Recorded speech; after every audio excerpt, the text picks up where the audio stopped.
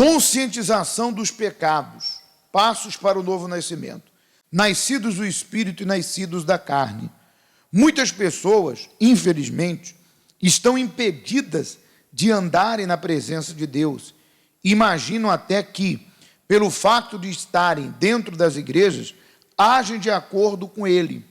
Se assemelham ao apóstolo Pedro, que acompanhou Jesus em todo o seu ministério, mas não havia sido transformado pelo Espírito Santo e ainda continuava sendo dominado pelo diabo. Tais pessoas acreditam ter sido batizadas pelo Espírito Santo só por estarem na igreja, falando de repente até em línguas e ajudando na libertação de vidas.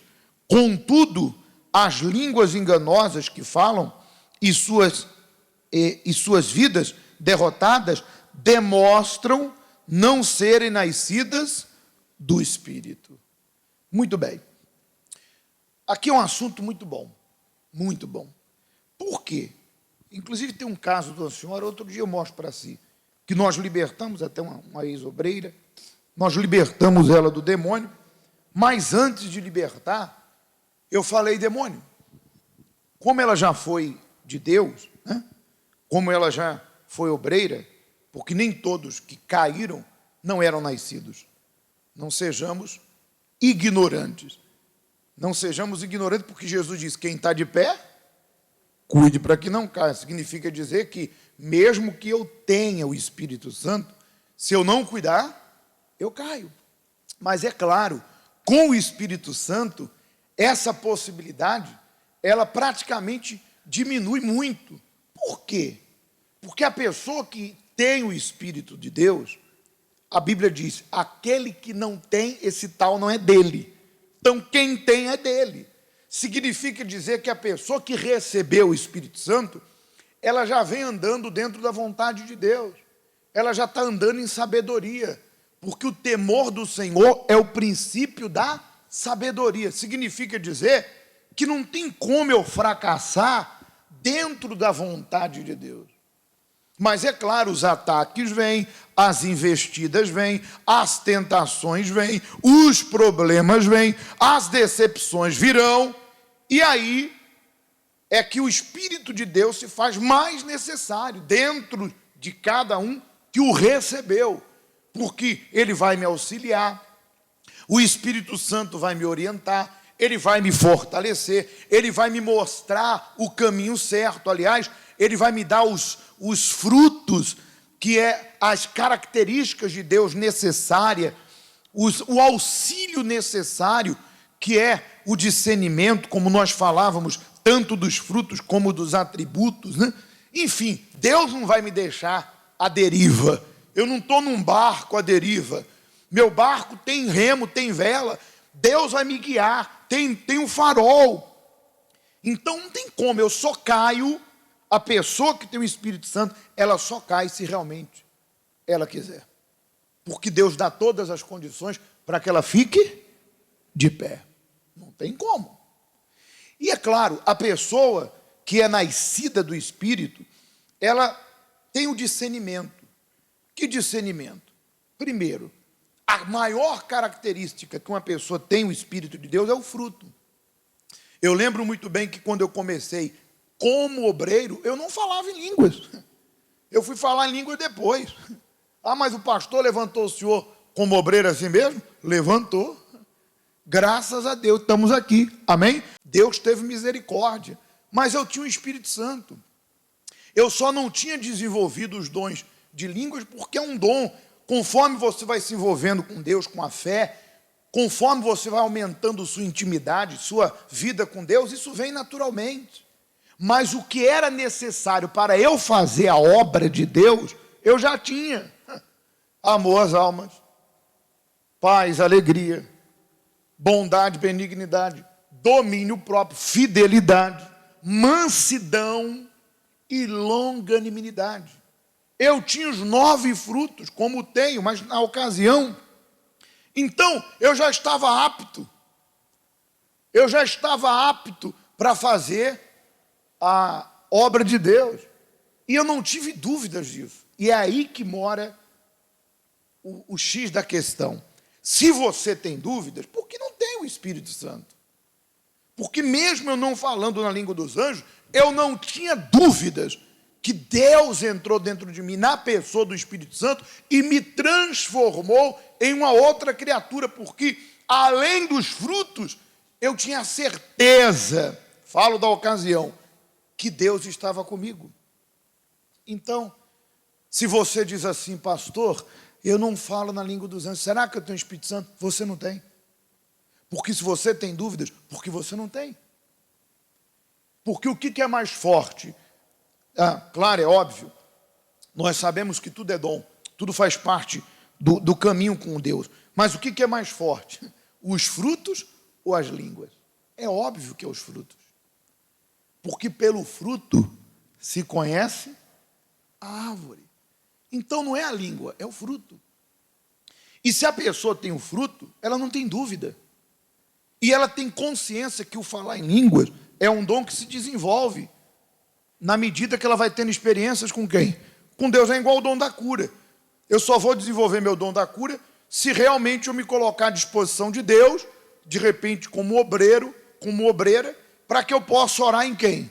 Nos enfermos. Isso não significa que mesmo eu não sendo obreiro ou obreira, não surja uma ocasião que uma pessoa precise de oração e eu faça. Não é impedido. Porque o primeiro demônio que eu mandei embora no nome de Jesus, nem obreiro eu era. Eu era do grupo de evangelismo, do grupo jovem. Fazia parte dos dois. E eu mandei o diabo embora em nome de Jesus. Porque eu já tinha certeza que a autoridade de Deus estava comigo. Compreende? Então não existe nenhum bicho de 7 cabeças. Se você diz, pastor, eu não falo em língua, será que eu tenho o Espírito Santo? Você não tem. Você não tem. Mas você que diz assim, pastor, eu não falo em línguas, mas eu tenho os frutos, eu tenho certeza que Deus está comigo. Você tem. Pronto, acabou. Problema resolvido. Não tem nenhum mistério, como dizem aí fora nessas igrejas, o mistério de Deus. Não, Deus não tem mistério. Deus revela a nós a sua vontade. Continuando, vai, olha, e diz assim, ó, a verdade é que, agindo dessa forma, referindo-se ainda àqueles que falam em línguas, e porém ainda não são nascidos, né? Estão enganando não só aos membros da igreja, mas principalmente a si próprios, e assim acreditam em herdar o reino dos céus. Jesus disse, entrai pela porta estreita, larga é a porta, e espaçoso o caminho que conduz para a perdição. E são muitos ou poucos? São muitos que entram por ela. Qual porta? Larga. Porque estreita é a porta e apertado o caminho que conduz para a vida. E são poucos os que acertam com ela. Mateus 7:13. Olha só. Quem é essa porta? Jesus disse, eu sou a porta. Quem entrar por mim, entrará e achará a salvação. Então significa dizer que essa porta é estreita, não porque Deus está dificultando as coisas para mim. Porque às vezes a pessoa pensa, poxa, pastor, Deus não pode facilitar as coisas aí para mim? Facilitar o quê? Sua vida toda foi uma vida de facilidades no sentido de fazer as coisas para Deus. Não estou falando facilidade no sentido de viver uma vida dura, porque a vida dura é consequência do que você colhe, não tem nada a ver com Deus. A vida dura, a vida penosa é fruto da minha colheita. Se lá atrás eu plantei o que é ruim, eu vou colher o que é bom? Se eu planto o que é mal, eu colho o que é mal. Se eu planto ódio, vou colher o quê? Vou colher paz, vou colher amor. É óbvio que eu vou colher ódio. Se eu planto a mentira, vou colher verdade. Todo mundo vai ser verdadeiro comigo porque eu sou verdadeira. Se você planta o que não é bom, se já plantando o bom do mundo não recebemos a retribuição devida, porque o mundo é injusto, mas Deus é justo. De Deus nós temos o que merecemos, do mundo não. Porque às vezes você ajuda uma pessoa, ela te dá as costas. Às vezes você ajuda outra pessoa e ela te critica, te condena. Enfim, é ingrata. Essa é a verdade. Quem já ajudou alguém que foi ingrato com você? Não vai ser a última e nem a primeira, nem a última, desculpe. Vai vir outros ingratos, mas o ser humano é assim, coitado. E principalmente o ser humano sem Deus. Você pode fazer o bem que for. Se ele não tem o Espírito de Deus, se ele não tem Deus dentro dele, ele é egoísta. E além de ser egoísta, ele é dominado pelas suas emoções. Então, se os interesses dele estão acima dos teus, eles te passam a perna para tomar o que você tem, ou para tomar teu lugar, porque eles vivem assim. No mundo aí fora, tem gente que, infelizmente, ela quer tirar vantagem em quê?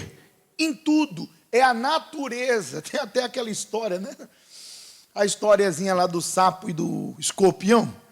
Já viu, né? Vamos revê-la aí para você entender. A natureza de quem não tem. A natureza do ser humano já é má.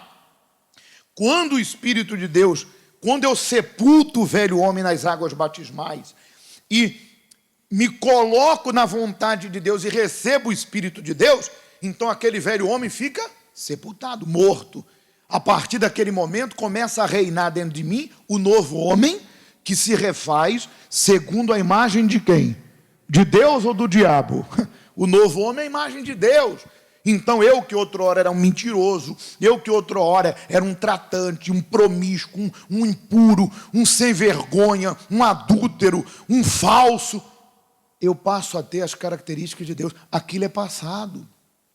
Mas é óbvio, é claro, que se eu não me manter nessa fé, a minha natureza vai querer voltar. Os desejos, as tentações. Por isso que nós temos que nos manter em comunhão com Deus, para que o Espírito de Deus tenha liberdade dentro de nós. E nós venhamos continuar dentro da vontade dEle.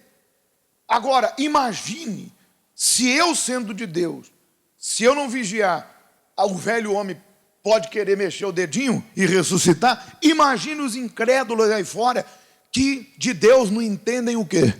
Nada, estão distantes, cheios de ódio, cheios de sentimento ruim, cheios de fraqueza, cheios de medo. Meu Deus, eles são uma bomba relógio pronta para explodir a qualquer momento.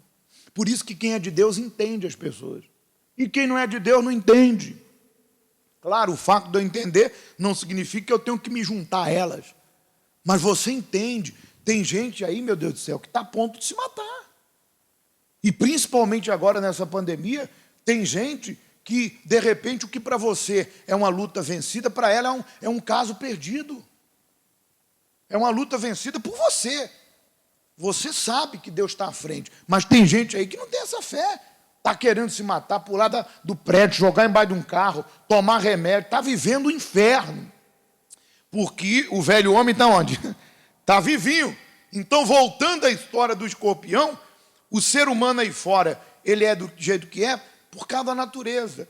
E aí tem a historinha do sapo e do escorpião, que o sapo ia atravessar a lagoa, e o escorpião não pode atravessar. E aí o escorpião pediu uma carona para o sapo, uma boleia. Falou, me dá uma boleia aí. E aí o sapo falou, se eu te der a boleia, você vai me ferrar, e aí eu vou morrer envenenado, vai morrer os dois afogados. Ele, não, eu prometo que eu não vou te ferrar. Eu não vou te ferrar, pode ficar tranquilo. Eu não vou, não é ferrar que fala, né? Eu não vou te ferrar, me leva. Aí o sapo confiou. Quando a Bíblia diz, maldito homem que confia no outro. Tá bom, sobe aí. E o sapo foi atravessando a lagoa, só se ouve um grito no meio da lagoa. Ai, você me ferrou. Afundou os dois e morreu. Mas antes de morrer os dois, o escorpião falou, desculpa, é a minha natureza, eu não resisti. Foi lá e ferrou o sapo. Então a pessoa mundana, ela é assim, ela é inclinada. Então quando vem a tentação, quando vem a fraqueza, ela não sabe dizer não, porque ela não conhece a verdade. Pelo contrário, ela acha que aquilo ali é uma oportunidade. e vai lá e faz o que é ruim, se vinga, e trai, e faz o que não deve, o que não presta. Mas quem é guiado pelo Espírito anda na luz ou nas trevas? Anda na luz, não é isso? Então essa porta estreita, voltando ao assunto, é Jesus Cristo. Para andar com Jesus, tem que ter um compromisso. É estreito, não porque Deus dificulta. Deus não dificulta nada. É estreito, porque não é para qualquer um. Para passar, só quem quer realmente abrir mão desse, podemos assim dizer, a Bíblia diz que o pecado, além de ser pecado, é um peso. Imagine você cheio de pesos, né? Como sacos de lixo, você carregando mágoa, ódio, mentira, e tu tá cheio de saco de lixo. E aí você chega na porta, é estreitinha. Você vai ter que abrir mão de tudo. Então, só entra pela porta quem quer abrir mão do orgulho, das falsas companhias, do mundo, do pecado, do seu ego, e aí ficar dentro da vontade de Deus. O plano está dentro da vontade de Deus. Você vai estar slim espiritual, vai estar magrinho espiritualmente. Tudo que é ruim saiu, tu vai ficar magrinho. Aí tu passa, Jesus, eis-me aqui, tu passa até correndo, porque tu já está dentro da vontade de Deus. Você não traz nenhum peso. Mas a porta do mundo é larga, por quê? Porque as pessoas, elas querem ir para o céu, né? Querem Deus, mas não querem abrir mão do pecado. Ah, não, abrir mão da amante, não abre não. E eu já vi isso dentro da igreja. Ah, não, largar a mão desse sentimento, desse desejo, não. Ah, mas minhas amizades. Ah, não, mas isso. Ah, mas para fazer isso eu não consigo, não creio nisso. Não quer abrir mão do orgulho. Quer ser quem é e quer Deus. Ah, minha senhora, meu senhor, você tem que ir lá tomar a cruz, negar a si mesmo e seguir. Se você quer Jesus, entre pela porta. Quem é a porta? Jesus. É larga ou estreita? Mas é. Continuando aqui, para nascer do Espírito Santo, é necessário ter consciência de que é um pecador. Está vendo? E é através dessa consciência que o ser humano terá oportunidade de se aproximar de Deus e ser chamado filho, ou seja, ser chamado de seu filho. O Senhor, falando através do profeta Joel, disse: convertei-vos a mim de todo o vosso coração, com jejum, com choro, com prantos, pois Deus é misericordioso, compassivo e tardio em irar-se, a exemplo do que fez com o povo de Israel. Deus chama todas as pessoas a uma verdadeira conversão uma verdadeira conversão, única atitude possível que pode levar a pessoa a andar nos caminhos certos e virar as costas para o pecado. Feito isso, ela poderá andar no Espírito e viver na plenitude da vida. É muito comum em nossas igrejas vermos pais chorando porque seus filhos estão em outros caminhos. Isso significa que vivem segundo a carne. Pensava que o fato de seus filhos serem criados na igreja fosse suficiente para que eles pudessem ter uma vida transformada pelo Espírito Santo. Vamos dar uma pausa aí. Olha que interessante, né? Enquanto a pessoa, seja ela quem for, você, teus filhos, aqui dá esses exemplos, ela não reconhecer que é um pecador, um pobre e miserável, pecador, e que realmente tem vivido em pecado e precisa da misericórdia do Filho de Deus, precisa ser remido e lavado pelo seu sangue, enquanto a pessoa não reconhece isso, ela não nasce de Deus. E esse reconhecimento, ele começa quando a pessoa decide se batizar e se converter e largar o pecado. E aí, é claro, cada um sabe onde que está o pecado. Largar a idolatria e adorar somente, unicamente ao quê? ao único Senhor, porque, por incrível que pareça, há pessoas dentro da igreja que elas ainda estão buscando Deus, mas, por incrível que pareça, elas têm lá uma imagenzinha do santo A, B ou C, delas, porque se é do seu familiar, não tem nem que tocar no assunto, porque não é teu. Se você pergunta para mim, pastor, eu moro numa casa que tem imagens, mas não é minha. Então, deixa para lá, ué. Se não é sua, você não está a idolatrar, você não está a venerar, cultuar, não há pecado em você. Não sei por que você tem dúvida sobre isso. Mas há pessoas que têm. Tem lá a fotinha do santo tal, e está lá na igreja, e pensa assim, mas eu vou jogar fora. Quer dizer, ninguém está dizendo que você tem que jogar fora. Estamos dizendo que isso é pecado. Agora, o que você vai fazer, isso não é problema meu, é contigo. Não é meu, é seu.